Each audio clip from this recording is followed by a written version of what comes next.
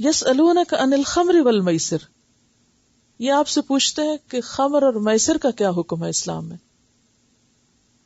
میں نے عرض کیا تھا نا کہ صحابہ کرام کو جب آپ صلی اللہ علیہ وسلم نے تعلیم دی تھی تو وہ بہت کانشیس ہو گئے تھے، اور پھر فطرت پر بھی تھے، بہت شعور سے کام لیتے تھے، تو ہر چیز کے اوپر غور و فکر کرتے تھے اور پھر سوال سوچ سمجھ کر کرتے تھے. اور انہی سوالوں میں سے ایک سوال کہ یہ خمر اور میسر کیا چیز ہے؟ تو فرمایا قل فیہما اثم کبیر، کہ ان دونوں میں بڑا گناہ ہے، بہت بڑا نقصان ہے. اور اسم کا اگر معنی کیا کیا جائے نیکیوں سے روکنے والا، تو آپ دیکھیے کہ شراب پی کر انسان کی جب عقل ماری جاتی ہے تو کیا کرتا ہے؟ اللہ کا ذکر کر نہیں سکتا، نماز نہیں پڑھ سکتا، بےہودہ بک بک شروع کر دیتا ہے. اور بےہودہ گفتگو جو ہے وہ انسان کی نیکیوں کو ضائع کرنے والی ہے. اسی طرح انسان اپنے مال کا ایک بڑا حصہ اس میں ضائع کرتا ہے. تو آپ صدقہ خیرات کہاں سے کریں گے؟ ان سارے رشتہ داروں، ان ساری کیٹیگریز کو کہاں سے دیں گے آپ، اگر آپ نے سارا مال شراب اور جوئے پہ لٹا دیا؟ تو اس لیے اللہ تعالیٰ نے فرمایا کہ ان میں بہت بڑے نقصان کی بات ہے. وَمَنَافِعُ لِلنَّاسِ، اور کچھ وقتی فائدے بھی ہیں. وقتی فائدے کیا ہیں؟ جیسے شراب پی کر انسان وقتی طور پر اچھا فیل کرتا ہے یا ریلیکس فیل کرتا ہے، یا اس کی سردی کم لگتی ہے، گرمی محسوس کرتا ہے، یا کچھ دواؤں میں استعمال کرتا ہے. تو یہ وقتی فائدے تو ہیں، لیکن اس کا نقصان کہیں زیادہ ہے. وَإِثْمُهُمَا أَكْبَرُ مِن نَّفْعِهِمَا، اور ان کا نقصان یا ان کی جو سزا ہے آخرت میں، کیونکہ اسم کا معنی گناہ کی سزا بھی، یا ان کا جو گناہ ہے وہ ان کے نفع سے کہیں زیادہ ہے، شراب کا بھی اور جوئے کا بھی. کیونکہ جوئے میں بھی انسان وقتی طور پر ایک شخص کو بہت سا مال مل جاتا ہے، کچھ انٹرٹینمنٹ ہو جاتی ہے، گیم ہو جاتی ہے، لیکن الٹیمیٹلی انسان جس دلدل میں دھنستا ہے اس کا دنیا میں بھی بہت بڑا نقصان ہے اور آخرت میں بھی. اب خمر میں نقصان کیا ہے اس کے بارے میں آپ سب نے بہت کچھ سن رکھا ہوگا، لیکن چند ایک باتیں آپ کی خدمت میں پیش کرنا چاہوں گی. یہ جو معلومات میں اس وقت آپ کو دوں گی، یہ ARF ایک انسٹیٹیوٹ ہے، ایک ادارہ ہے، ایڈکشن ریسرچ فاؤنڈیشن انٹاریو کا. تو انہوں نے الکوہل پر جو معلومات فراہم کی ہیں یہاں کے خاص کانٹیکسٹ میں، ان پر بیسڈ میں چند ایک باتیں آپ سے کروں گی. بیسیکلی شراب ہے کیا چیز؟ شراب بنتی کیسے؟ عربوں کے ہاں عموماً کھجور اور انگور سے شراب بنائی جاتی تھی، انگور کی شراب استعمال ہوتی تھی. لیکن اس کے علاوہ جیسے گندم سے اور کچھ اور اجناس سے بھی شراب بنتی تھی. بیسیکلی شراب کسی بھی کھانے کی چیز کو، جیسے عموماً فروٹس وغیرہ ہیں، ان کو سڑا کر، گلا کر، اور ان کے اندر جب نشہ پیدا ہو جائے تو اس سے حاصل کی جاتی ہے. بیسیکلی یہ ایک ڈرگ بن جاتی ہے پھر، یعنی نشہ آور چیز جو ہے وہ غذا کی بجائے ڈرگ ہوتی ہے. اس میں آپ دیکھیے کہ جیسے قرآن پاک کی ایک آیت میں بھی آتا ہے، اللہ تعالیٰ ایک طرح سے شکوہ کرتے ہیں، وَمِن ثَمَرَاتِ النَّخِيلِ وَالْأَعْنَابِ، کھجوروں اور انگوروں کے پھلوں میں سے تَتَّخِذُونَ مِنْهُ سَكَرًا وَرِزْقًا حَسَنًا، تم اس میں سے نشہ آور چیز بھی بنا لیتے ہو اور عمدہ رزق بھی. یعنی ان کے فائدے بھی بہت ہیں، لیکن تم ان کو استعمال اس طرح کرتے ہو کہ فائدے کے بجائے وہ نقصان دہ ہو جاتے ہیں تمہارے لیے. یعنی فریش فروٹ اگر انسان استعمال کرے تو ان میں سے یہ ساری چیزیں حلال ہیں، لیکن جب ان کو سڑا کے انسان استعمال کرتا ہے، کیونکہ ہمیں حلال اور طیب کھانے کا حکم ہے، تو پھر انسان کے لیے وہی چیز نقصان دہ ہو جاتی ہے. نقصان کیا ہے کہ ایک عام ایڈلٹ کا جسم تقریباً 3 گھنٹے لیتا ہے 2 گلاس الکوہل کو پروسیس کرنے میں. یعنی 2 گلاس الکوہل جب کوئی پیتا ہے تو اس کے جو سٹمک میں اور انٹسٹائن میں جو پروسیسنگ کا ٹائم ہے وہ 3 آورز ہے. اب ہوتا کیا ہے کہ انسان کے جسم کی ساری قوتیں جو ہیں وہ اس کے اسٹمک کی طرف متوجہ ہو جاتی ہیں. اس کا لیور، اس کا سب کچھ، اس کا بلڈ جو ہے وہ سارے کا سارا کانسنٹریٹ کرتا ہے کس طرح فنکشن کرنے میں، یعنی اسٹمک کی طرف. اور الٹیمیٹلی کیا ہوتا ہے کہ انسان کے جو دماغ کی صلاحیت ہے، یہ سوچنے سمجھنے کی، یہ سننے کی، یا دیکھنے کی، وہ متاثر ہو جاتی ہے. بالکل اس کا ہلکا سا اثر آپ نے دیکھا ہوگا کہ جب آپ بہت پیٹ بھر کے کھانا کھا لیں تو پھر کیا ہوتا ہے، نیند آنے لگتی، کیونکہ باڈی کے جو آرگنز ہیں مین، وہ پوری طرح کنسنٹریٹ کرتے ہیں اس فوڈ کو اب ڈائجسٹ کرنے پر یا اس کو پروسیس کرنے پر. تو اسی طرح جب انسان شراب پیتا ہے تو اس میں اتنی کیمیکل کنسنٹریشن ہوتی ہے کہ اس کی پروسیسنگ میں تقریباً 3 گھنٹے لگتے ہیں 2 گلاس کی، اور اس طرح انسان کی باقی صلاحیتیں متاثر ہوتی ہیں. کینیڈا میں سالانہ $12 بلین الکوہل کو خریدنے پر خرچ ہوتے ہیں، اور تقریباً $7.5 بلین الکوہل ابیوز پر خرچ ہوتے ہیں. اس میں لا انفورسمنٹ کے ذریعے اور ایکسیڈنٹس اور ہیلتھ کیئر کے خرچ شامل ہیں. $7.5 بلین. وقتی طور پر لوگ سکون محسوس کرتے ہیں، ریلیکسڈ ہوتے ہیں. کچھ لوگ زیادہ باتونی ہو جاتے ہیں اور شائع فیل نہیں کرتے، نہیں وہ باتیں جو عام حالات میں نہیں کر سکتے وہ اس میں کر لیتے ہیں، کانفیڈنٹ فیل کرتے ہیں. اور سردی کے موسم میں تھوڑا گرم بھی کر دیتی انسان کو. لیکن زیادہ پینے سے کیا ہوتا ہے کہ انسان کا دماغ کام کرنا چھوڑ دیتا ہے آہستہ آہستہ، اور اس سے بہت سے فیصلے غلط بھی ہو جاتے ہیں، بلیک آؤٹس ہو جاتے ہیں، یاداشت کم ہوتی ہے، بولتے ہوئے زبان لڑکھڑانے لگتی ہے، چلتے ہوئے انسان اپنے جسم پہ کنٹرول نہیں رکھ سکتا، لڑکھڑانے لگتا ہے، نیند اور بے ہوشی کی کیفیت ہوتی ہے، ٹھوکریں کھانے کا خدشہ ہوتا ہے. بہت زیادہ انسان پی لے تو پھر سر درد، متی، وامٹنگ اور الٹیمیٹلی ڈیتھ تک بھی ہو سکتی ہے. چونکہ دل کی دھڑکن کو بھی بہت تیز کر دیتی ہے، اس لیے ہائی بلڈ پریشر کے چانسز بڑھ جاتے ہیں. عورتوں میں بریسٹ کینسر کے چانسز بھی بڑھ جاتے ہیں اس سے. اور اگر ایسے لوگ جو پھر عادی ہو جائیں، اپنی ڈوز کم کر دیں تو نیند پرابلم ہونے لگتی ہے، انسومینیا وغیرہ، نروسنس ہونے لگتی ہے، اور ہیلوسینیشن بہت ہوتے ہیں. ہیلوسینیشن کیا کہ دن میں بیٹھے بیٹھے آپ کے سامنے کچھ تصویریں بننے لگتی ہیں، کچھ ایسے جیسے آپ خواب دیکھ رہے ہیں حالانکہ آپ جاگ رہے ہوتے ہیں. پھر اسی طرح لانگ ٹرم ایفیکٹس بھی ہوتے ہیں. تو فوری نقصان ہوتے ہیں نا. تو لانگ ٹرم کیا ہے کہ آہستہ آہستہ انسان کا دماغ ڈیمیج ہونے لگتا ہے، انسان کا نروس سسٹم. پھر اسی طرح لیور کی کئی ایک بیماریاں پیدا ہوتی ہیں. فیٹس کو نقصان ہوتا ہے، فیٹس جو ہے اس کے دماغ کو یا جسم کو نقصان ہو سکتا ہے پیدائش سے پہلے. پھر اسی طرح گلے کا کینسر بھی ڈائگنوز ہوا ہے اس کی وجہ سے. سٹمک کی بہت سی بیماریاں جو ہیں. پھر اسی طرح سیکس ہارمونز کی پیدائش میں کمی ہو جاتی ہے. بہت سی رپورٹس ایسی ہیں جس میں کہا گیا کہ 40 ایئرز تک پہنچتے ہوئے مرد جو ہے وہ ایک طرح سے نامرد ہو جاتا ہے. پھر اسی طرح فیزیولوجیکلی اور سائیکولوجیکل ڈیزیزز جو ہیں وہ بھی اس سے جنم لیتی ہیں. اس کی جو کنزمپشن ہے وہ دن بدن بڑھتی چلی جا رہی ہے. 1994 کے سروے کے مطابق 27% کینیڈین جو کہ 15 سال اور اس سے بڑے عمر کے تھے، ان میں سے یعنی کہ 72% نے کم از کم سال میں ایک دفعہ ضرور شراب پی. پھر اس سے 1995 کے سروے کے مطابق 59% انٹیریو کے اسٹوڈنٹس جو کہ گریڈ 7 اور 13 کے درمیان ہیں، انہوں نے الکوہل پی.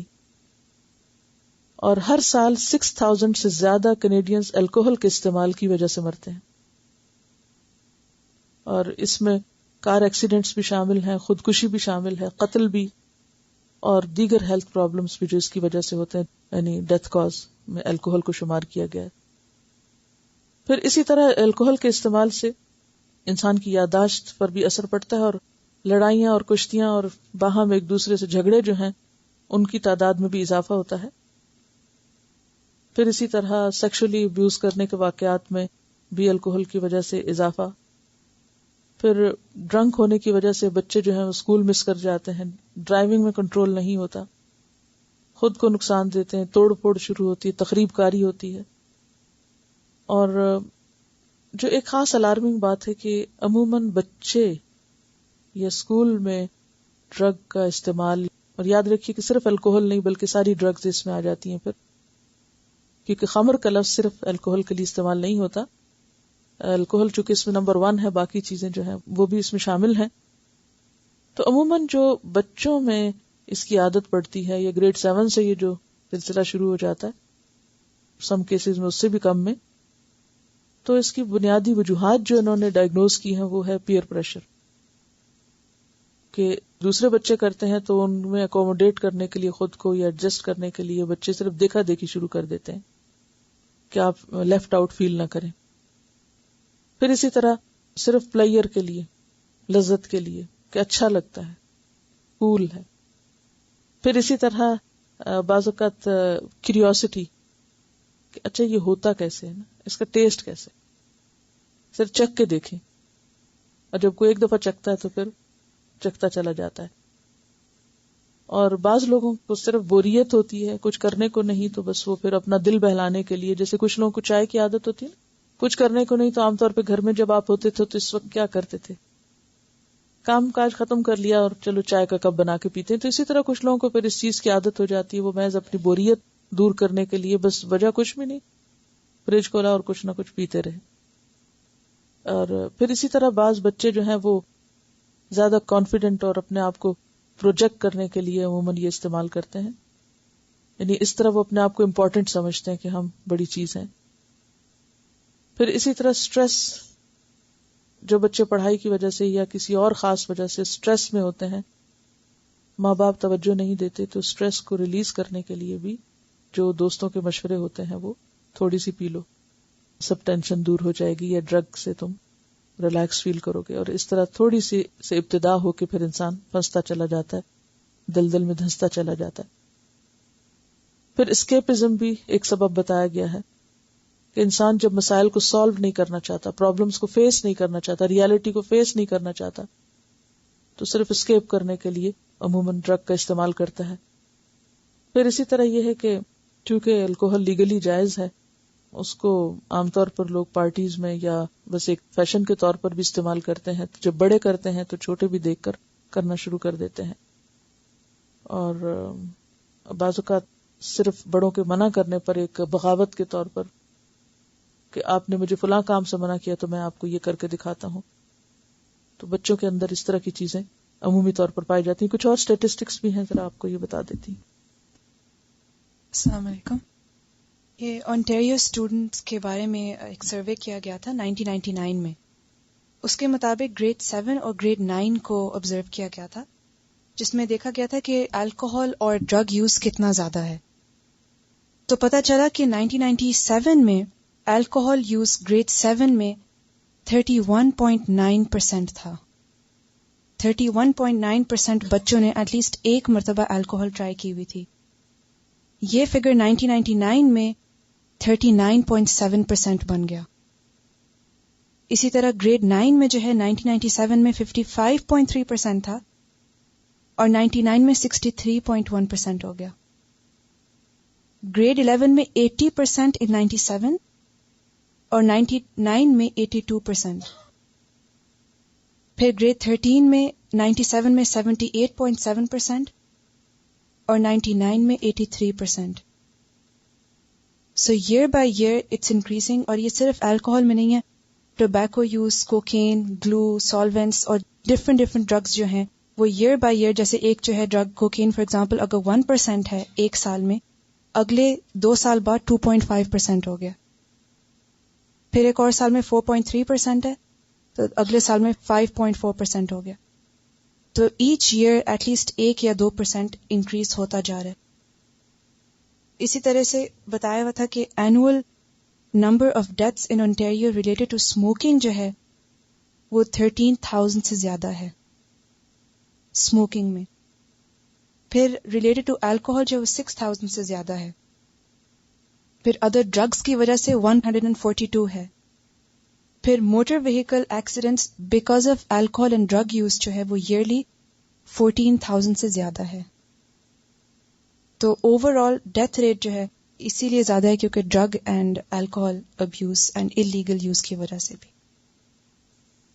اور یہاں آج صرف خمر پہ بات ہوئی ہے، جو میسر ہے یعنی جوا جو ہے وہ کس طرح انسان کو ہلاکت کی طرف لے جاتا ہے، جو بظاہر ایک فن یا ایک گیم نظر آتی ہے اور اس کے بعد انسان کہاں پھنستا ہے.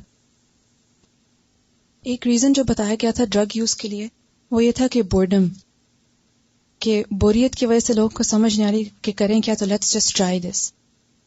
تو میں ایک پروگرام دیکھتی اوپرا، اس میں بتا رہے تھے اباؤٹ گیمبلنگ کہ کس طرح سے عورتیں جو ہیں with in US and Canada زیادہ اس میں ہیں.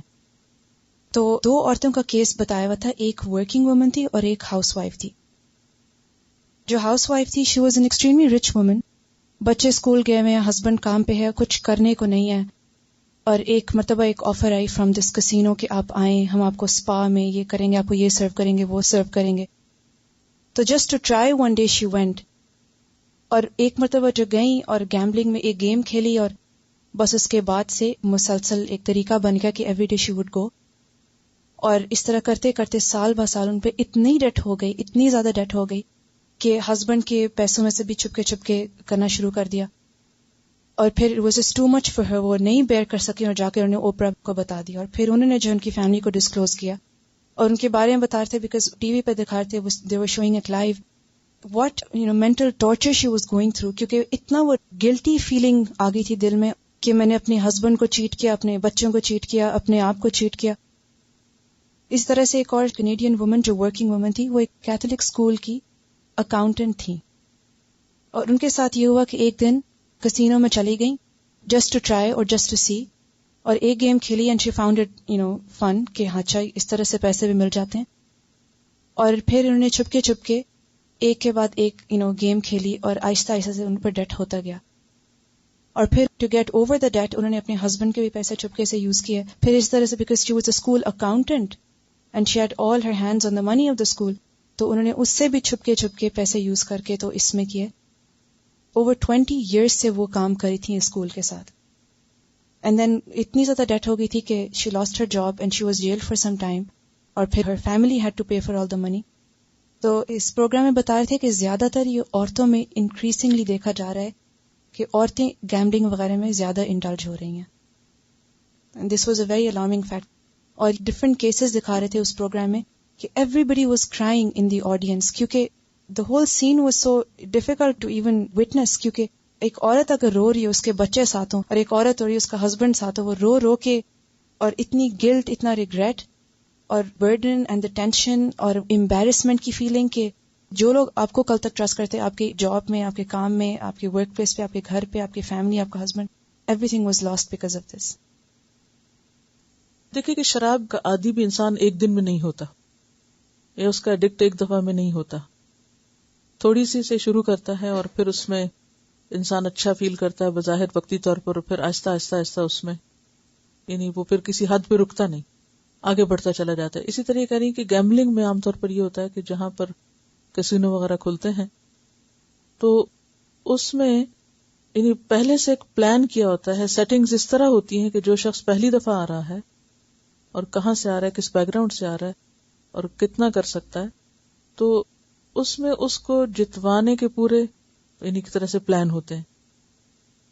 کیونکہ اگر ایک دفعہ کوئی جیت جائے اور کچھ لے کے گھر جا رہا ہے تو وہ جو ایک اچیومنٹ ہے وہ اس کو انکریج کر دیتی ہے آئندہ مزید اسی کام کے کرنے پر، اور انسان پھر آہستہ آہستہ لینے کی بجائے جو کچھ ہے وہ بھی کھو بیٹھتا ہے. اور نہ صرف یہ کہ وہ کھو بیٹھتا ہے بلکہ اس کے ساتھ اپنا ایمان، اعتماد، ٹرسٹ اور اچھے ریلیشنز اور باقی سب کچھ بھی کھو بیٹھتا ہے. ایک برائی کو انسان دیکھے اور پھر اس کے اوپر خاموش ہو جائے تو مظاہر ہے کہ ایک دن آپ کو بھی لپیٹ میں لے لے گی. اور یہ صرف یہ نہیں کہ اسلام میں، بلکہ جس کے اندر بھی کچھ فطرت کا نور ہے یا کچھ خیر جاگتی ہے، کوئی بھی انسان اس کو بھلائی نہیں کہہ سکتا. کہتے ہیں کہ ایک خاص جگہ پر جہاں یہ گیمبلنگ کھیلی جاتی ہے اس میں مسلسل فریش آکسیجن ڈالی جاتی ہے تاکہ لوگ پوری طرح الرٹ ہو کے کھیلتے رہیں، اور جو ہی وہ باہر نکلتے ہیں تو پھر یہ کہتی ہیں کہ انہوں نے ایک ریسرچ میں پڑھا تھا کہ الکوہل کی ٹریٹمنٹ یا ڈرگ ایڈکٹ ہونے کی ٹریٹمنٹ تو پھر بھی ممکن ہے اور اس کے لیے سینٹرز وغیرہ بھی موجود ہیں، لیکن گیمبلنگ کے ذریعے انسان کے اندر جو اخلاقی بیماریاں پیدا ہوتی ہیں ان کی ٹریٹمنٹ بھی بے حد مشکل ہے یا نہ ہونے کے برابر ہے. آپ دیکھیے کہ صرف ایک خرابی سے، چاہے شراب ہو یا جوا ہو، کتنی اور خرابیاں جنم لیتی ہیں کہ انسان جھوٹ بولنا شروع کر دیتا ہے، انسان چوری کرنا شروع کر دیتا ہے، انسان دھوکہ دینا شروع کر دیتا ہے، اور پھر وہ گناہ پر گناہوں کا بوجھ جو دل پہ بڑھتا چلا جاتا ہے، الٹیمیٹلی وہ انسان کو ایک ایسی نفسیاتی بیماری میں مبتلا کر دیتا ہے کہ جس سے پھر باہر نکلنا بھی مشکل ہے. بہرحال اس پر آپ مزید بھی سوچ سکتے ہیں، مزید ریسرچ کر سکتے ہیں، لیکن سب سے بڑی بات یہ کہ خود قرآن نے کھول کے بتا دیا کہ فیہما اثم کبیر. اب یہاں ان لوگوں کے لیے بھی ایک جواب ہے جو عام طور پہ کہتے ہیں قرآن میں کہاں لکھا شراب حرام ہے؟ کوئی نہیں لکھا وہ حرام ہے، لفظ حرام نہیں آیا. بھئی لفظ اسم جو آ گیا گناہ کا، تو جو کام گناہ کا ہوتا ہے وہ حلال تھوڑی ہوتا ہے. اس میں حلال حرام کے لفظ کی بات نہیں ہے، اصل میں اس کی جو حیثیت ہے یا جو اس میں نقصان بتایا گیا ہے اس پر توجہ کی ضرورت ہے. یہاں پر جو اسم کا لفظ ہے یہ بڑا قابل غور ہے، یعنی صرف حرام لفظ اس کو واضح نہیں کر سکتا تھا جو اسم لفظ، کیونکہ اسم کا لفظ زیادہ جامع، جس میں گناہ کا معنی بھی ہے، جس میں سزا اور اس کے نقصان کا بھی، اور جس میں پھر اس کے نہ صرف یہ کہ مادی بلکہ اخلاقی اور روحانی نقصان جو ہیں ان کو بھی یہ سمیٹے ہوئے ہے لفظ. یہ جو میں نے آخر میں یوتھ کی بات کی تھی اور اسکولوں کے اسٹیٹسٹکس جو آپ کو سنوائے گئے ہیں، یہ ایک خاص مقصد کے لیے کہ الحمدللہ جو لوگ بڑے ہیں، میچور ہیں، وہ جانتے ہیں، دین کو بھی جانتے ہیں، دنیا بھی جانتے ہیں، وہ مانتے ہیں کہ ہاں یہ گناہ کا کام ہے، ہمارے دین میں جائز نہیں ہے، ہمیں نہیں کرنا، یا بچپن سے انہوں نے یہ چیزیں نہیں دیکھی تو طلب بھی نہیں یا اس کی خواہش بھی نہیں. لیکن ہم سب کو توجہ کرنا ہے یوتھ کی طرف، بچوں کی طرف، کہ جن کے لیے چیلنجز زیادہ ہیں، جن کے لیے ٹیمپٹیشن زیادہ ہے، جن کے لیے مشکلات زیادہ ہیں، کہ خصوصاً جب وہ گھروں سے محرومی کا شکار ہوتے ہیں تو پھر عموماً ان چیزوں کی طرف متوجہ ہو جاتے ہیں. تو یہ بھی آپ کو بچوں کے ساتھ شیئر کرنا ہے. اگرچہ روز ایک ہوم ورک آپ کو مل جاتا ہے، آپ اس کو اگر اسی دن کسی مجبوری سے نہیں بھی کر سکتے، اول تو یہ کہ جو جس دن کا کام ہو انسان کوشش کر کے کر لے. اور اگر وہ جو ایک بہن کا خط میں نے آپ کو سنایا تھا کہ اگر صرف دن کے 30 منٹس آپ اپنے بچوں کے لیے نکال لیں کہ جس میں آپ سب دنیا کے کام چھوڑ دیں، اور وہ 30 منٹس اگر ان کے ساتھ گزار کے اپنا ہوم ورک شیئر کر لیں، اور اگر بچے نہیں ہیں آپ کے تو آپ ہسبینڈ کے ساتھ شیئر کر لیں، کسی اپنے رشتہ داروں کے بچوں کے ساتھ ویکینڈ پہ شیئر کر لیں، کسی بھی جگہ. تو اس میں آپ دیکھیں گے کہ ایک تو آپ کی جو معلومات ہے وہ بھی پختہ ہوں گی، نمبر 2 کہ ان سے بھی آپ کو مزید معلومات ملیں گی، نمبر 3 وہ جو ایک فریضہ ہے ہمارے اوپر ایک نور کو عام کرنے کا، وہ بھی ہوتا چلا جائے گا، اور کتنی دوسروں کی خیرخواہی ہوگی. تو یہ جو کرنے کے کام ہے نا آپ کے، اس ہوم ورک کی لسٹ کم از کم ضرور لکھتے جائیں. یہ صرف اب کے لیے نہیں، قرآن تو ساری زندگی کے لیے ہوتا ہے. یعنی یہ نہیں کہ آپ کو ایک دفعہ ہوم ورک ملا، آپ نے ایک دفعہ کیا اور آپ نے کہا جی بس ہو گیا اور میں نے یہ کھانا پوری کر دی، ہو گیا میرا کام. نہیں، یہ تو آپ کو آپ کی ذمہ داریوں کا احساس دلایا جا رہا ہے کہ یہ قرآن کی روح سے آپ کے اوپر کچھ ذمہ داریاں ہیں کہ کچھ گناہوں سے خود بچنا ہے اور اس کے ساتھ دوسروں کو بھی ہمیں بچانا ہے. اور اگر ہم ان طریقوں سے غفلت اختیار کیے ہوئے ہیں تو اب ہمیں تھوڑا سا ایک باشعور انسان کے طور پر زندگی بسر کرنا ہے. پھر آپ دیکھیے کہ ایک ہی آیت میں دوسرا سوال بھی ساتھ ہی ہے، وَيَسْأَلُونَكَ مَاذَا يُنْفِقُونَ، اور وہ آپ سے پوچھتے ہیں کہ کیا خرچ کریں. یہ سوال کرتے ہیں کہ کیا خرچ کریں. قُلِ اللَّهُ، کہہ دیجئے جو زائد ضرورت ہو. زائد ضرورت کا کیا معنی ہے؟ نمبر 1 تو یہ ہے کہ انسان اپنی بنیادی ضروریات پوری کرنے کے بعد دوسروں کو دے.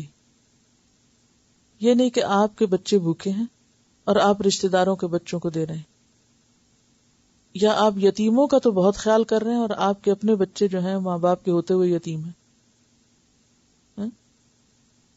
تو قُلِ الْعَفْوَ، سب سے پہلے ذمہ داری اپنوں کی ہے اور اس کے بعد پھر آگے. پھر دوسری بات یہ ہے کہ دیتے ہوئے یہ سوچنا چاہیے کہ اپنی ضرورت کے لیے بھی کچھ بچا ہے کہ نہیں. یہ نہ ہو کہ آپ سارا لٹا دیں اور پھر خود لوگوں سے مانگنا شروع کر دیں. تو یہ ہے العفو کا معنی کہ آپ دیں لیکن پھر خود اتنے فقیر نہ ہو جائیں کہ آپ پھر لوگوں کے آگے ہاتھ پھیلانا شروع کر دیں. یعنی جو آسانی اور سہولت سے انسان دے سکے، جو نفس پہ بہت شاق نہ گزرے. اور جیسے الف کا ایک معنی آپ کو یہ بھی بتایا گیا تھا کہ اچھی اور پاکیزہ چیز انسان اللہ کے راستے میں دے. پھر یہ کہ کسی کے مانگے بغیر دے. کذالک یبین اللہ لکم الآیات، اس طرح اللہ اپنی نشانیاں، اپنی آیات، اپنے احکامات تمہیں کھول کے بیان کرتا ہے. لعلکم تتفکرون، تاکہ تم غور و فکر کرو، سوچ سمجھ سے کام لو، غور و فکر سے کام لو. پھر دنیا والآخرت، دنیا کے معاملات میں بھی اور آخرت کے معاملات میں بھی، یعنی بیلنس رکھو. یعنی آخرت کے لیے جب صدقہ کرو، جیسے پہلے میں نے عرض کیا نا کہ آپ صلی اللہ علیہ وسلم نے فرمایا کہ اپنے مال سے زیادہ وارث کا مال کس کو پسند ہے. تو انسان اگر یہ سوچے کہ میرے بچوں نے مجھے کیا دینا ہے، میں خود ہی سب کچھ اللہ کے راستے میں دے دوں، اور بچے ہاتھ پھیلاتے پھرے، تو اس سے بھی منع کیا گیا. پیچھے بھی ایک روایت آپ نے پڑھی. تو بات یہ ہے کہ اپنے دنیا کے معاملات پر بھی غور کرو کہ تمہاری دنیاوی ضروریات کیا ہیں، اور پھر ساتھ آخرت کا بھی سوچو. دونوں کے بیلنس کے ساتھ چلو.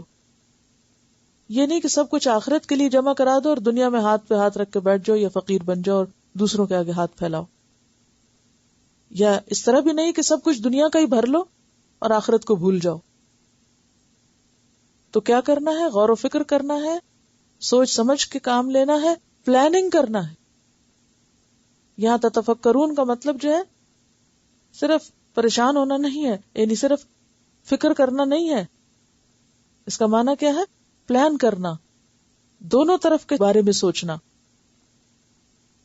وَيَسْأَلُونَكَ عَنِ الْيَتَامَى، اور وہ آپ سے یتیموں کے بارے میں سوال کرتے ہیں. اب یہ سوال بھی کس پر مبنی ہے؟ بہت سمجھ پر مبنی ہے کہ ہم یتیموں کے ساتھ کیسا معاملہ کریں. کہیں ایسا نہ ہو ان پر زیادتی ہو جائے، کہیں ایسا نہ ہو کہ ہم ان کا حق کوئی مار دیں. تو فرمایا اصلاح لہم خیر، ان کی اصلاح زیادہ اچھی. اصلاح کا کیا معنی ہے؟ بگاڑ کو درست کرنا. یعنی تمہارے پیش نظر یتیموں کی خیر خواہی رہے، ان کی بھلائی رہے. اور اس میں صرف ان کو کھلانا پلانا نہیں، ان کی تعلیم و تربیت بھی ہے، اور ان سے محبت کا سلوک بھی ہے. حضرت سہل بن سعد سے روایت ہے کہ رسول اللہ صلی اللہ علیہ وسلم نے فرمایا، میں اور یتیم کا پالنے والا، خواہ وہ یتیم اپنے گھر کا ہو یا غیر کا، جنت میں اس قدر قریب ہوں گے. آپ نے یہ کہہ کر اپنی پہلی اور درمیانی انگلی دونوں میں تھوڑا سا فرق رکھ کر اٹھا کے دکھایا. تو اصل چیز جو مطلوب ہے وہ کیا ہے؟ اصلاح لہم، ان کی خیر خواہی، ان کی بھلائی کی تدبیریں کرنا. وَإِن تُخَالِطُوهُمْ، اور اگر تم ان کو اپنے ساتھ مکس اپ کر لو، یعنی ان کا کھانا پینا اپنے کھانے پینے میں ملا لو، فَإِخْوَانُكُمْ، تو تمہارے بھائی ہیں. اصل میں وہ آیت اتری تھی نا کہ ان الذین یأکلون اموال الیتامی ظلما انما یأکلون فی بطونہم نارا، کہ جو لوگ یتیموں کا مال ظلم کے ساتھ کھاتے ہیں وہ اپنے پیٹوں میں آگ بھر رہے ہیں. تو اس پہ ہر ایک کانشیس ہو گیا کہ اب پھر ان کے لیے کھانا الگ پکائیں، اپنے لیے الگ پکائیں، زیادہ نہ پکائیں تاکہ ضائع نہ ہو، تھوڑا نہ پکائیں کہ وہ بھوکے رہ جائیں، کریں تو کریں کیا. بہت سے مسائل اٹھ گئے. تو اس پر فرمایا کہ اگر ان کے اور اپنے کھانے کو ایک جگہ پکا لو، کچھ وہ تمہارا کھا جائیں، کچھ تم ان کا کھا جاؤ، کوئی حرج نہیں، جب تک نیت میں خیر خواہی ہے، فساد نہیں. کیوں؟ واللہ یعلم المفسد من المصلح، اللہ کو خوب پتا ہے کہ کون بگاڑنے والا ہے اور کون سنوارنے والا ہے. اللہ مفسد کے مقابلے میں مصلح کو خوب جانتا ہے، یعنی اللہ کو تمہاری نیتوں کا خوب علم ہے. وَلَوْ شَاءَ اللہ، اور اگر اللہ چاہتا، لَأَعْنَتَكُمْ، تمہیں مشکل میں ڈال دیتا، مشقت میں ڈال دیتا، کہ کہتا کہ الگ الگ پکاؤ، اور خبردار جو زیادہ پکایا اور خبردار جو کم پکایا، تو کتنا پھر ناپ تول شروع ہو جاتی. 2 ہنٹیاں چڑھتی، 2 برتن، بچ گیا تو کھانا نہیں، یہ تو ان کا ہم نہیں کھا سکتے. اس طرح کی بہت سی مشقتیں ہو جاتی. ان اللہ عزیز حکیم، بے شک اللہ زبردست ہے، حکمت والا ہے. یعنی اللہ نے جو احکامات تمہیں دیے ہیں یہ بہت بڑی حکمت پر مبنی ہے. ایک اور ہوم ورک ہے چھوٹا سا، یہ ایک فرض کفایہ ہے، سب پہ نہیں ہے. جو اس میں کنٹریبیوٹ کر سکیں، وما تفعلوا من خیر فإن اللہ بہ علیم. تو وہ یہ کہ اس سوسائٹی میں کون کون سی گیمز، کون کون سے طریقے گیمبلنگ کے رائج ہیں جن کا عام طور پر ماں باپ کو پتہ بھی نہیں کہ یہ بھی گیمبلنگ میں آتا ہے. ٹھیک ہے، تو ان کی نشاندہی یا ان کی لسٹنگ کرنا ضروری ہے تاکہ آپ سب کو انفارمیشن ہو اور پھر آپ چیک کر سکیں کہ کہیں آپ کے بچے یا آپ کے شوہر یا کوئی آپ کی بہنوں میں سے کسی ایسی چیز میں انوالو تو نہیں. اس کے بارے میں اویئرنیس بے حد ضروری ہے کہ وہ کون کون سی، بعض اوقات بالکل وہ جو معصوم سی اور معمولی سی چیزیں جو بچوں کے کھیل میں شامل ہوتی ہیں اور کسی کے ذہن میں خیال تک بھی نہیں جاتا کہ اس میں بھی کوئی خرابی ہو سکتی ہے اور الٹیمیٹلی وہ کسی خرابی کی طرف لے جا سکتے ہیں. تو پلیز ان کے بارے میں دھیان کرنا ہے، وہ بہت ضروری ہے. مثلا میں 2-3 حدیثیں آپ کو سنا دیتی ہوں.